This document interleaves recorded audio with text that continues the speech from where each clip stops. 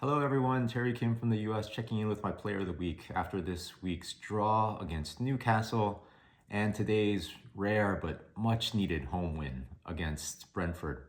It's been a while since I've been happy on one of these, but it's been a good week. For player of the week, there has to be two. One, Christian Romero for that performance against Newcastle. I mean, he went into absolute beast mode and single-handedly willed us to a draw against Newcastle. And then today, there were multiple standout performances, including Kudus and Kolomwani once again. But we have to single out Xavi Simons.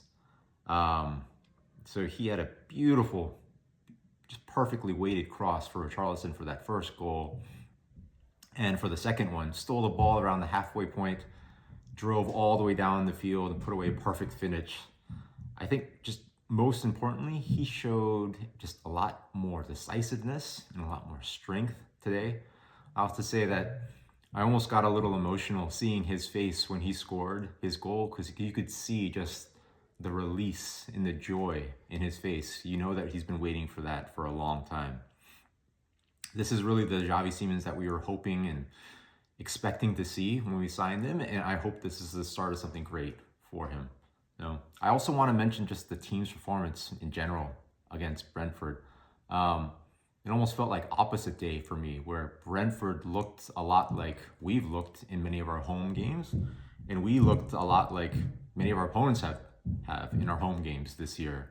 I mean, we had spirit, we were aggressive, controlled much of the game. The announcers barely had to mention Vicario's name. I don't really remember him being troubled all that often. But most importantly for me, we were just really positive in our play. We were progressing the ball up the field. We were stringing together passes. There were even some through balls in there. This is really the Thomas Frank ball that I was hoping to see, and this needs to continue. This is the right way to play.